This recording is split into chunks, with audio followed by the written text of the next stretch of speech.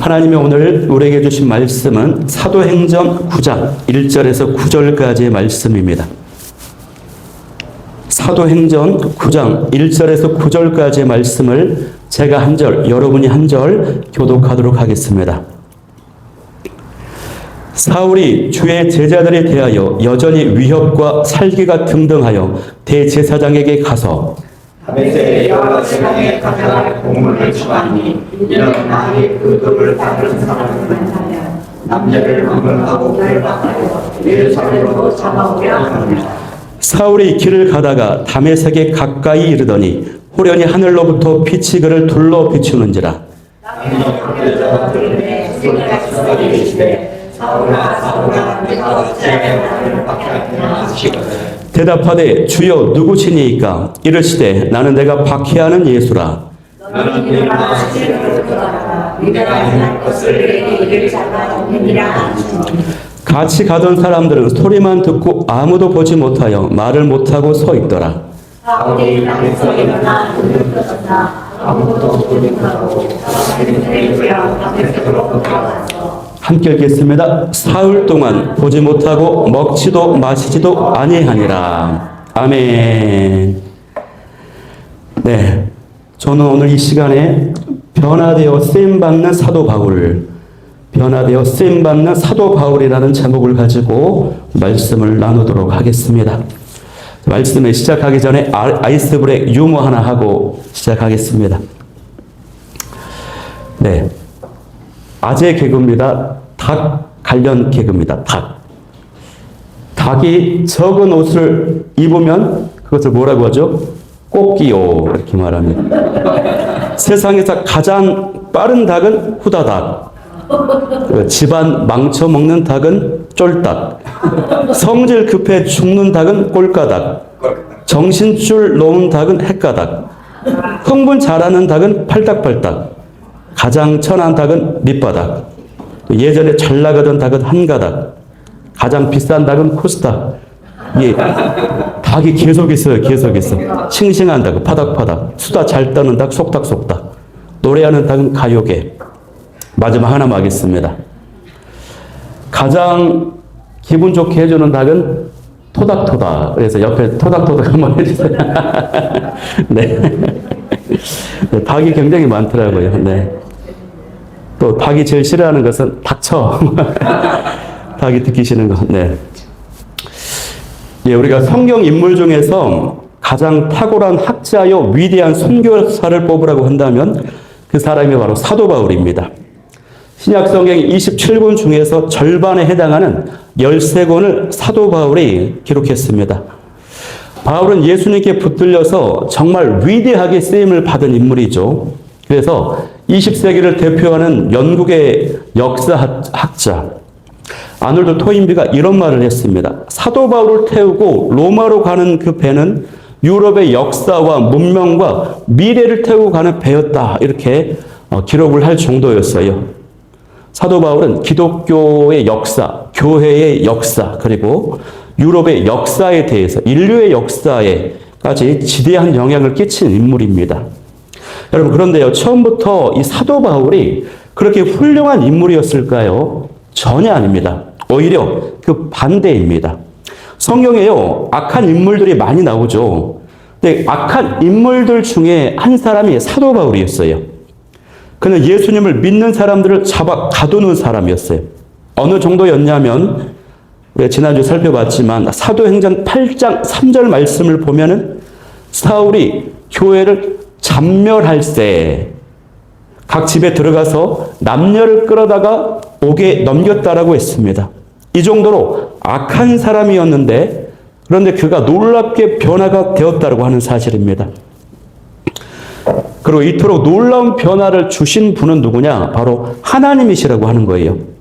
그래서요, 우리는요, 놀랍게 위대하게 쓰임받은 이 사도 바울을 살펴보면서 바울의 그 능력이나 탁월함에 주목해야 되는 것이 아니라 그것을 가능토록 하신 그 위대하신 하나님께 집중해야 된다라고 하는 사실입니다. 오늘 우리는 이 말씀을 이제 대하면서 하나님을 만나야 되는데 그 하나님 중에서 어떤 하나님을 만나야 되냐? 나를 놀랍도록 변화시킬 그 하나님을 만나야 된다고 하는 사실이에요. 내가 믿는 하나님은 변화시키시는 하나님이시다. 하나님이 못 고칠 사람은 한 사람도 없다. 나도 놀랍게 변화될 수 있다. 이런 기대와 소망을 가지고 나아갈 수 있기를 축복합니다. 자, 바울의 변화를 이해하려면요, 그가 먼저 어떤 인물인지를 먼저 살펴봐야 돼요. 바울의 고향은 오늘날로 말하면 터키의 남부 지방, 소아시아 길르기아 지방의 다소라고 하는 도시에서 태어났어요. 그러니까 이 바울은요, 유대인이었지만 그의 고향이 유대 지역이 아닌 거예요. 이스라엘이 아닌 거예요. 예를 들면 한국 사람인데 일본에서 태어난 것과 같은 겁니다. 그래서 그에게는 이름이 두 개가 있는 것입니다. 히브리식 이름은 사울이라고 부릅니다. 헬라식 이름은 바울이라고 부릅니다. 그래서 이 이름과 관련한 오해들이 몇 가지가 있습니다. 예를 들면 예수님을 만나고 나서 사울이 바울이 되었다, 이런 식으로. 또 회심을 하면서 큰 자라고 하는 뜻을 상징하는 사울이라는 교만한 의미가 예수님 만나고 나서 겸손함을 가리키는 작은 자 바울로 바뀌었다라고 흔히 그렇게 오해를 하기도 합니다. 넓은 틀에서 그렇게 묵상할 수도 있을 거란 생각을 해요. 그러나 엄밀한 의미에서는 이게 좀 부적절한 해석입니다. 왜냐하면 사울이라고 하는 뜻은 교만하다 그런 뜻이 아니라 구하다, 요청하다 이런 뜻이고요. 원래 사울에게는 두 개의 이름을 가지고 있어요. 사울과 바울. 그런데 사도행전 13장 9절을 기점으로요, 사울의 이름이 없어집니다. 성경에는 이제 바울이라는 이름만은 사용되어지게 돼요. 그 이유가 뭐냐면 사울이 안디옥 교회로부터 이방 나라로 이제 파송을 받죠. 13장 9절을 기점으로 그의 사명과 사역의 무대가 이방 나라로 바뀌기 때문에 이방 나라에서 통용되는 바울이라고 하는 이름을 사용하게 되는 것이에요. 그는 또 유대인이면서도 로마 시민권을 지닌 자였습니다.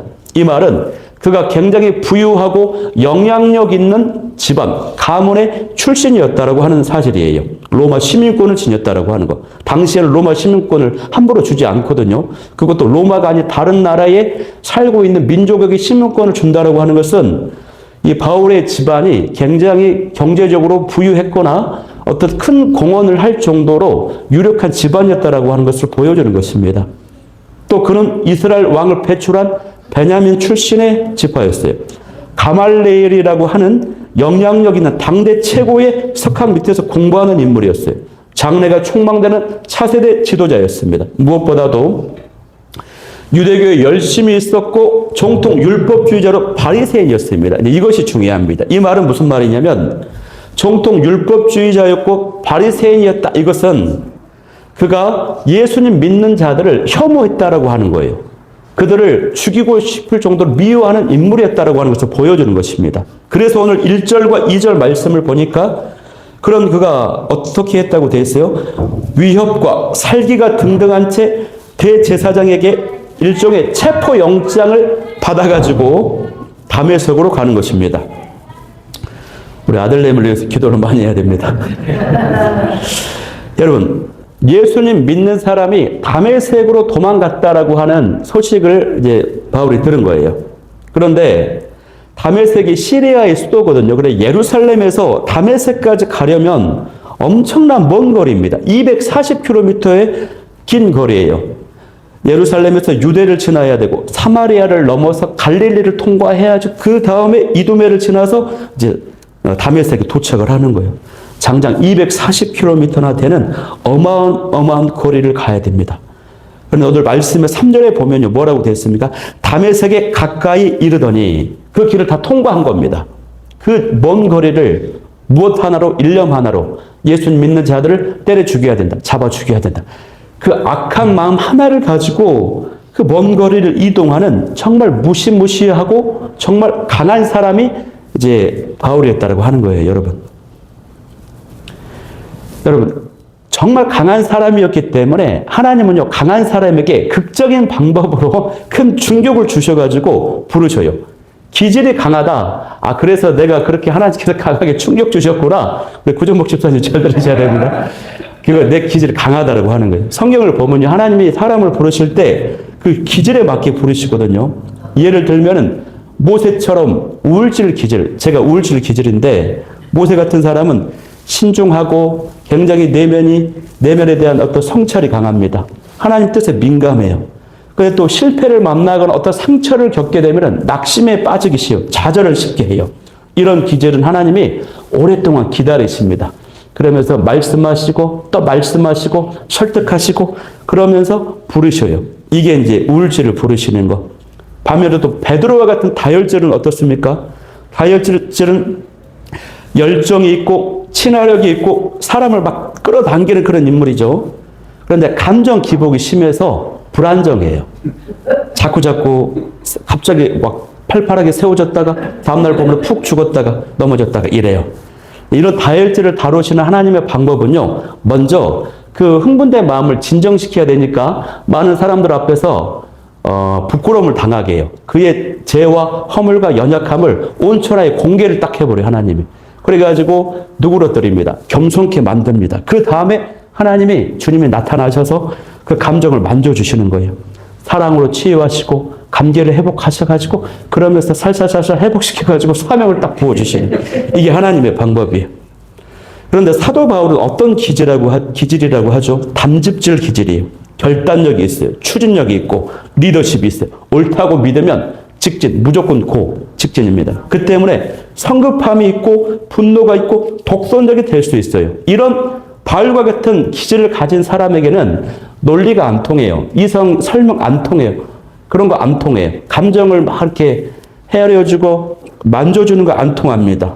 논리나 논쟁, 감정이나 감결에 접근하지 않고 이때는 하나님께서요 직접 개입하셔서 큰 충격, 사건, 꽝 하고 큰 어떤 사건을 경험케 하셔가지고 꼬꾸라지게 만드시는 거예요. 그래서 오늘 본문에도 사도 바울이 하늘로부터 갑작스러운 빛을 만납니다. 그 빛은요, 바울이 땅에 엎드려져서 꼬꾸라질 정도의 강한 빛이었어요. 저도 얼굴 이마에 빛이 나긴 하지만 이보다 훨씬 강력한 빛이 임해가지고 눈이 멀어버렸어요. 여러분, 주의 강한 빛이 비추어지면요, 우리는 꼬꾸라질 수밖에 없습니다, 여러분. 이것은 어떤 물리적인 모습, 바울이 바닥에 엎드려져서 이렇게 그런 외적인 모습을 의미하는 것은 맞습니다. 그러나 더 깊은 의미는 뭐냐면 이 강한 빛을 통하여서 바울 안에 있었던 그 내면의 더럽고 악한 그런 심령, 그런 것에 강력한 빛이 비추어지니까 이 바울이 견딜 수 없고 엎드러질 수밖에 없었다라고 하는 것을 또 보여주는 것입니다, 여러분. 주님께서 강하게 역사하셨다라고 하는 증거예요.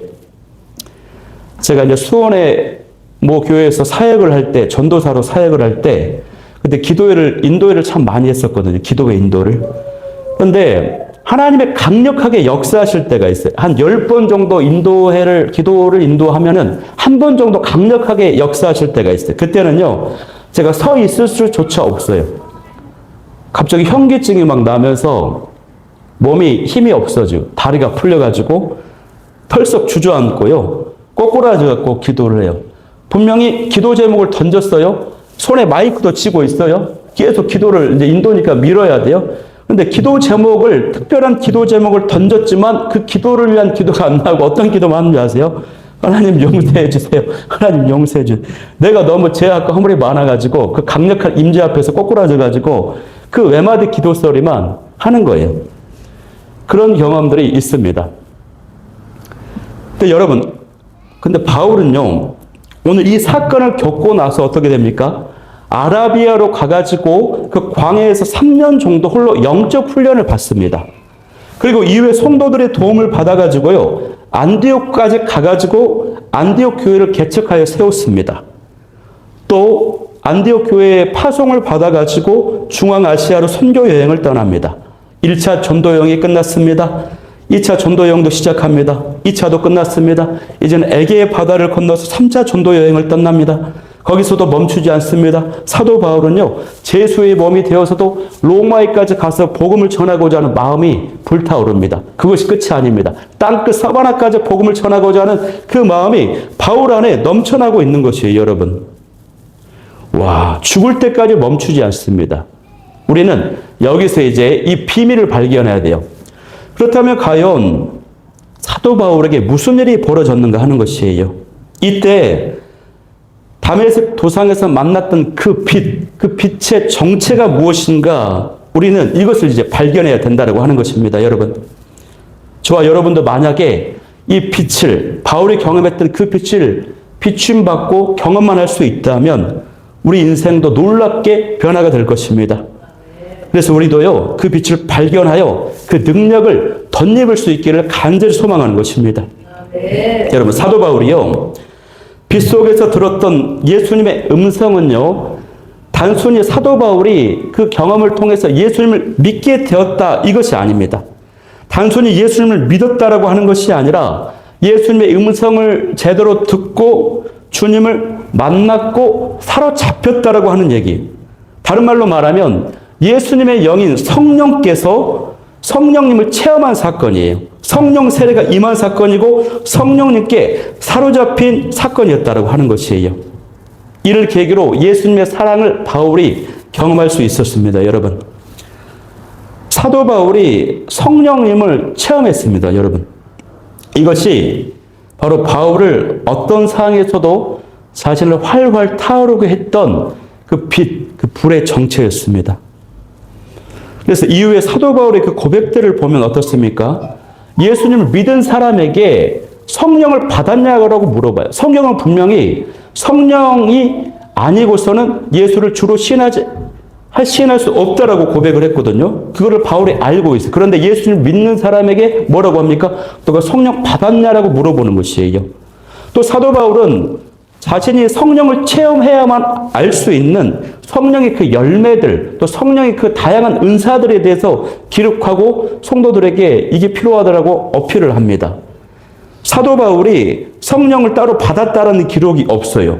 이 빛의 정체가 바로 성령의 강력한 사로잡힘을 경험한 놀라운 사건이었다고 하는 것이에요. 그런데 우리는 여기에서 그냥 극적인 사건으로 예수님을 만나서 믿었다 이렇게만 생각을 합니다. 그 깊은 내용, 실체가 무엇인지 여기에 집중해야 된다고 하는 사실이에요.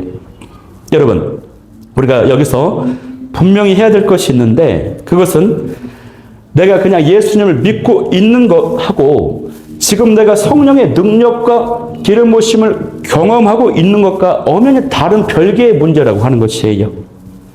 사도 바울은 성령님의 실체를 경험하는 영적 경험을 하고 나서 놀라운 삶으로 바뀌었습니다. 오늘 본문에서 사울이 빛 가운데 예수님의 음성을 들은 사건이 바로 성령님께서 주도하셔서 성령이 사울에게 임하신 사건이에요. 그래서 우리가 이 본문을 대하면서 바울이 예수님을 믿게 되었구나. 거기에 그치면 안 되고 예수님을 왜 그렇습니까? 우리도 이미 예수님을 극적으로 믿고 있기 때문에 극적으로 만나서 예수님을 믿는 믿음이 우리에게 있기 때문에 그렇게만 보면 이 말씀이 별로 유익이 없어요. 성령의 능력과 기름 부으심을 덧입도록 사모하며 더 깊이 나아가야 될 줄 믿습니다. 그래서요, 여기서 우리가 던져봐야 되는 것이 질문을. 우리는 예수님을 지금 믿고 있지만 확실히 변화된 모습이 있는가 하는 것입니다. 영적인 능력이 나에게 있는가 하는 것입니다. 가슴에 타오르는 불이 있는가 하는 것입니다. 오늘 본문에 나타난 이 바울의 모습을 보면요, 우리에게 이제 시사점을 주는 세 가지 변화가 있어요. 첫째는요, 행동의 변화입니다. 행동의 변화. 좀 더 자세히 말하면 어떻게 행동이 바뀌었냐면 자기 확신을 따라갔던 그 행동에서 자기가 가는 이 방향이 맞는가 그 방향을 점검하는 행동으로 바뀌었다고 하는 것이에요. 바울은 하나님을 정말 사랑하는 사람이었어요. 하나님을 향한 열심이 있었습니다. 그래서 하나님을 향한 열심과 자기 확신을 가지고 있었어요. 그래서 예수님을 믿는 사람을 잡아 감옥에 가두는 것이 하나님의 뜻이라고 생각했어요. 의심이 한 번도 해본 적이 없어요. 의심을. 근데 그 방향이 완전히 잘못된 것이었다고 하는 것이에요. 자기 확신보다 중요한 것은요, 올바른 방향인데 이 방향이 정말 맞는가를 점검해야 되는 것이에요. 그래서 우리가 먼저 바뀌어야 되는 것은 뭡니까? 내가 옳다고 믿는 어떤 기준, 그 신념, 또 내 익숙함을 내려놓고 정말 하나님이 기뻐하시는 것인지 하나님을 위하는 것인지를 항상 점검해 보아야 된다고 하는 것이에요. 제가 이제 군포에서 부목사로 사역을 할 때에 갑자기 우리 담임 목사님이 저를 부르시는 거예요. 자, 오늘 먼 거리 강원도 가야 돼. 강원도 고성에 가야 돼. 운전해야 돼. 운전해, 김 목사. 운전을 하게 됐어요. 목사님, 어디로 갑니까? 그러니까, 거기 내비 찍어봐. 고성이라고 찍어봐. 그래. 고성을 딱 쳤어요. 그랬더니 여러 가지 목록들이 나오잖아요. 근데 그러면서 목사님, 그게 첫 번째 그거 눌러. 일단 눌러. 여기 누르면 되네. 누르고 그 내비 따라 갔어요. 그랬더니 고성으로 가는 게 아니라 삼척으로 가버리는 거예요. 그 가는 동안 우리 목사님 뒤에서 주무시는 것이. 그리고 목사님이 이제 눈을 떠가지고 여기가 어디요? 여기 고성 아닌데? 목사님이 찍으라는 데 찍어서 갔는데요. 여기 삼척이야. 왜 여기로 왔어라고 계속 저는 구박만 받고 그 내비에 봤더니 고성이긴 한데 그 핵심 주소는 삼척이었던 거예요. 고성이라고 하는 글자가 있는 삼척 주소지였던 거예요. 방향이 굉장히 중요하다고 하는 것입니다. 우리 교회가 참 예쁘지 않습니까? 대로변에 딱 있고, 이 대로변에 있으니까 여기서 교회를 딱 개척을 하고 시작하면 또 성도님들이 오겠다. 많이 영혼들이 오겠다. 이런 기대가 있었어요. 또 어떤 목사님이, 여기 길이 너무 좋다. 대로변에 있고, 노래 간판도 크고 잘 뛴다. 바람을 막 넣는 거. 여기서 교회 개척하라고 막 어떤 목사님이. 그래가지고 이제 개척을 하게 됐습니다. 근데 그 마음속에, 제 마음속에 어떤 확신이 있어요. 여기가 위치가 너무 좋고 간판도 정말 크고 많은 분들이 오실 수 있겠구나라고 하는 나의 확신, 기대 이런 걸 내가 가지고 있었단 말이죠. 그런데 보니까 제가 깨달은 것이 있어요. 여기에서 교회를 개척하고 세워가는 것 하나님 뜻이 분명히 맞아요. 그런데 하나님의 방향, 나를 향한 뜻과 방향은 뭐냐면 이곳에서 내가 훈련돼야 된다고 하는 것이에요. 나는 빨리빨리 영혼들이 왔으면 좋겠고 예배 공동체가 되었으면 좋겠고 기도 공동체가 되었으면 좋겠는데 하나님의 방법은요. 김 목사가 여기서 혼자 자리를 지키며 기도하면서 진정한 믿음의 훈련, 겸손의 훈련을 배워야 된다고 하는 것입니다. 또 한 영혼이 얼마나 중요한지를 그것을 깨달아야 된다고 말씀하시는 것이에요. 연약하고 인간적으로 초라해 보이는 한 영혼이 올지라도 그 영혼을 진짜 사랑할 수 있는 그 마음을 갖추어야 한다라고 하는 것을 말씀하시는 거예요. 또 영적인 홀로서기를 할 수 있어야 되는데 이 고독과 외로움을 이겨내면서 하나님 앞에서 단독으로 독대하면서 영적 홀로서기의 훈련을 받아야 된다라고 하는 것이에요. 그리고 이런 상황 속에서도 교회를 사랑하고 영혼을 사랑하고 나의 목사 직분을 사랑하고 이런 마음 또 사명을 사랑하는 그런 마음을 갖추어야 된다라고 하나님의 말씀하시고 계속 깨닫게 해주시는 것이에요. 내가 이 시간을 통과하지 않았다면요. 저는 어느 정도 교회가 좀 부흥하고 그랬다면 교만했을 거예요. 그 깊은 하나님의 원하시는 그 마음, 그 내면의 태도를 갖추지 못한 채 그냥 그렇게 직업적인 목사로 살지 않았을까? 이런 것들을 하나님이 가르쳐 주시는 거예요. 계속해서 그 방향, 올바른 방향이 이것이다. 너의 마음을 돌아봐야 된다. 그래서 제가 그거를 많이 깨닫고 영적으로 성장하고 있는 시간이었습니다, 여러분. 이제 자기 확신 이전에 바른 방향인지를 먼저 점검해, 모든 영역에서 점검해 봐야 된다고 하는 것이에요. 두 번째요, 사도 바울의 변화는요, 눈이 변화됐어요, 눈. 그 눈이 어떤 눈이 변합니까? 보는 눈에서 그 눈이 감겨져서 감을 수 있는 멈춘 눈입니다. 사울은요, 열심히 앞을 보며 달려갔어요. 그리고 어떤 눈이었습니까? 예수님 믿는 사람을 잡아서 가두고 죽이려고 찾는 그 어떤 살기등등한 공격하고 비판하고 누군가를 응징하는 그런 무서운 눈을 가지고 있었다고 하는 것이에요. 그런데 그가 빛을 보고 눈이 멀어져 버렸습니다. 감긴 눈이 되어버렸어요. 앞만 보고 달려가던 그 눈이 멈춤의 눈이 되어버렸다고 하는 것이에요. 역설적으로 그때부터 이 비늘같이 벗겨져서 진짜를 볼 수 있게 된 것이었습니다, 여러분. 그래서 우리가 보는 눈이 너무나도 중요해요. 우리가 어떤 사람의 부끄러운 모습이나 민망한 모습을 보면 어떻습니까? 이거 눈 뜨고 참아 볼 수 없다 이러지 않습니까? 그런 모습이 있어요. 안과에서도 수술을 하면은, 눈 수술을 하면은 바로 눈을 뜨게 하는 것이 아니라 며칠 동안 붕대로 감게 합니다. 눈을 감기고 멈춰야지 진짜 볼 수 있는 것이 보인다라고 하는 사실이에요, 여러분. 세 번째 바울의 변화는요, 입의 변화입니다. 입의 변화. 입이 어떻게 변했을까요? 사도 바울이. 말하는 입에서요, 질문하는 입으로 바뀌었어요. 바울은 그동안 리더십으로서 매번 말하고 지시하고 주도하는 위치에 있었습니다. 그야말로 주도적인 인생이었어요. 그러나 그의 인생이 오늘 본문에서 뒤집어지거든요. 뒤집어진 순간 그의 첫 일성이 뭐였습니까? 묻는 겁니까? 5절 말씀에 보면은 주여 누구시니까? 라고 물어요. 그리고 사도행전 22장 10절 말씀에 보면요, 사도 바울이 이 같은 사건을 회상하면서 간증하는 고백이 기록이 되어 있거든요. 거기에 보면 또 뭐라고 묻냐면 내가 무엇을 하리이까? 라고 물어요. 이 질문이 바울이 회심을 하고 인생이 뒤집어지는 아주 결정적 질문이에요, 여러분. 우리가 말하는 입에서 묻는 입으로 바뀌어야 됩니다. 우리가 묻는다라고 하는 것은요, 상대방에 대한 사랑이에요. 관심이에요. 그리고 상대방의 뜻에 따르겠다라고 하는 의지입니다, 여러분. 어떤 사람은 목사님의 상담을 하는데 그 상대방의 어떤 고민과 어려움과 마음을 헤아려주고 들어줘야 되고 자꾸 그것을 왜 물어야 되는데 자기만 1시간 동안 55분을 따다다다다닥 얘기하고 상대방 5분 이야기하고 돌아와가지고 목사님한테 오늘 신방 사역 아주 잘했다고 보고를 딱 하는 거예요. 이건 아닌 것이에요. 질문해야 됩니다. 그래서 우리가 바울이 이제 주님을 만난 극적인 사건 속에서 나타난 변화를 세 가지를 살펴보았습니다. 행동이 변화되는 것이고, 우리의 눈이 바뀌는 것이고, 우리 입술이 바뀌어야 됩니다. 그런데 이것이 우리의 결단과 고백으로, 의지로는 안 되는 것입니다, 여러분. 성령을 받아야 되는 것입니다. 우리가 성령 받아야 됩니다. 이런 류의 말씀을 너무 많이 들었기 때문에 이 말씀에 사실 별로 감동이 없어요. 감흥이 별로 없어요.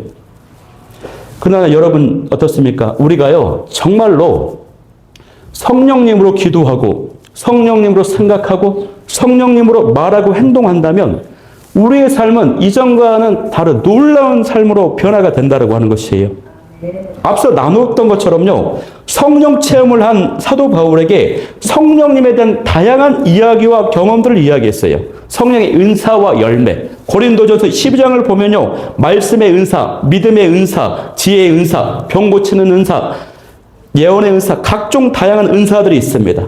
사도 바울이 이런 은사들을 경험했거나 보았기 때문에, 자기가 또 체험했기 때문에 이런 고백을 할 수 있어요. 성령의 열매가 또 뭡니까? 사랑과 희락과 오래 참음, 이런 여러 가지 많은 자비, 양성, 충성, 온유, 절제, 이런 열매들이 있단 말이죠. 그런데 우리는 기도할 때 무엇을 기도합니까? 내가 원하는 것을 기도해요. 이거 응답해 달라고. 진로 문제, 경제 문제, 건강 문제, 물론 그거 기도해야 돼. 그러나 성령의 은사와 열매가 이렇게 풍성한 것들이 있는데 이러한 것들에 대한 그 간절함, 그 목마름, 애토하는 것, 사모함이 있느냐 하는 질문인 것입니다, 여러분. 그런 것들을 구하지 않고 어떤 다른 것들, 비본질적인 것, 외적인 것, 인간적인 것들을 구할 때가 너무 많다라고 하는 것이에요. 그래서 우리는 이 말씀 앞에서 스스로에게 질문해 봐야 됩니다. 저도 제게 묻고 싶습니다. 일상을 살아가면서 성령님을 얼마나 의식하며 살고 있는가 하는 것이에요. 성령님 앞에서 목마르고 몸부림치고 금식하고 기도하던 때는 또 언제였는가? 너무 오래 지났어요. 저도 보니까 그런 어떤 몸부림치던 그 순간들을 잃어버렸습니다. 지난 시간 성령님을 너무 사모하여서 그것이 가슴에 사무쳐서 밤새도록 흐느껴서 울어본 경험이 있는가 하는 것입니다, 여러분. 여러분, 다시 시작할 수 있기를 소망합니다. 네. 성령님을 간절히 사모하고 그분을 의지하고 초청하면 사도 바울에게 임하였던 그 성령의 빛, 성령의 불이 우리의 심령 속에 활활 타오르게 될 줄 믿습니다. 네. 그래서 부흥은요, 딴 게 아니고요, 내 안에 성령님이 임하시는 것입니다. 성령님의 다스림을 받는 것, 회복이 있고 치유가 있고 만져주심이 있는 것, 이것이 바로 부흥이라고 하는 것입니다. 네. 바울이 땅에 엎드려졌을 때 주님께서 말씀하시는데 우리 4절 한번 마지막 한번 읽겠습니다. 4절 말씀 시작. 땅에 엎드려져 들음에 소리가 있어 이르시되 사울아 사울아 내가 어찌하여 나를 박해하느냐 하시거늘. 사울아 사울아 이름을 몇 번 부릅니까? 2번 부릅니다. 누가가 쓴 이 누가복음과 사도행전의 기록을 보면요. 주께서 어떤 사람의 이름을 2번 부르시는 경우가 있어요. 누구야 누구야 2번. 한 번이 아니에요. 이럴 때는 2번 부를 때는 뜻이 있어요. 그것은 하나님이 분명한 뭔가를 깨우쳐 주시기 위해서 부르시는 깊은 부르심이에요. 모든 경우에 예수님이 2번 부르시고 나서 그냥 지나치지 않고 어떤 사명과 역할과 뭔가 변화를 경험하도록 하셨어요. 마찬가지로 주님께서 바울을 새로운 관계로 초청하시고 그에게 사명을 주시고자 사울아 사울아 2번 연거푸 부르시는 것입니다. 그러면서 예수님이 질문하시는데 어찌하여 나를 박해하느냐고 물으십니다. 이 질문은요. 어떻게 보면 굉장히 충격적인 거예요. 바울이 누구시냐고 다시 물을 때도 예수님은 네가 핍박하는 예수라고 답변하세요. 사울은 예수님을 직접 만난 적이 없습니다. 직접 핍박한 적이 없습니다. 그런데도 예수님은 내가 나를 핍박했다라고 하는 것이에요. 왜 그렇습니까? 예수님께서 예수님 믿는 성도들을 자신과 동일시하시기 때문에 그래요. 교회를 동일시하시기 때문에 그래요. 부모의 분신과도 같은 자녀가 누군가에게 괴롭힘을 당하면 그 부모의 마음이 너무나도 찢어지는 것입니다, 여러분. 어떤 믿음이 좋은 권사님, 열심과 헌신과 충성이 특출한 권사님이 열심히 교회에서 봉사하고 사역을 해요. 그런데 그분하고 어떤 성도가 붙어서 같이 하기만 하면 그 사람이 상처를 받고 떨어져 나가는 거예요. 이 권사님이 너무 실족이 되어서 왜 나하고 일을 하고 뭔가를 같이 동역을 하면은 다들 상처받고 나가 떨어지는가 고민에 빠져가지고 열심히 기도했어요. 그랬더니 주님께서 마음속에 감동을 주시기를 뭐라고 하시냐면 김권사야 나는 너를 너무너무 사랑한다.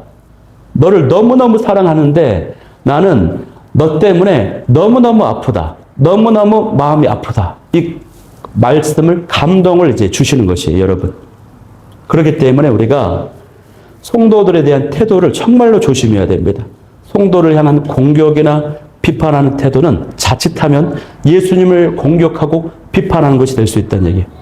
또 요즘 교회가요, 얼마나 세상으로부터 공격받고 지탄을 받고 있습니까? 심지어는 교회가 교회를 막 지탄해요. 요즘에는 정치적 이슈 때문에, 진영 때문에 막 서로 막 공격을 하는 것들이 유튜브에 너무 많더라고요. 이거 하나님이 정말로 원치 않는 것입니다.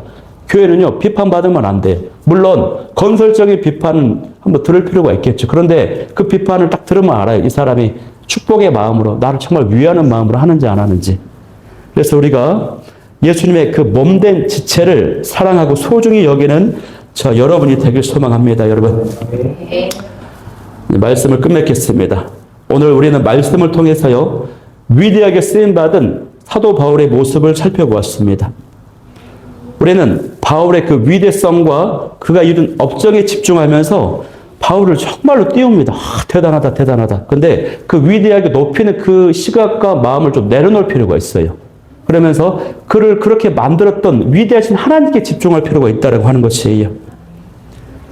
그리고 그 변화된 핵심 키는요, 강력한 빛이었는데 그 빛의 정체는 바로 성령님이었다고 하는 것입니다. 성령님.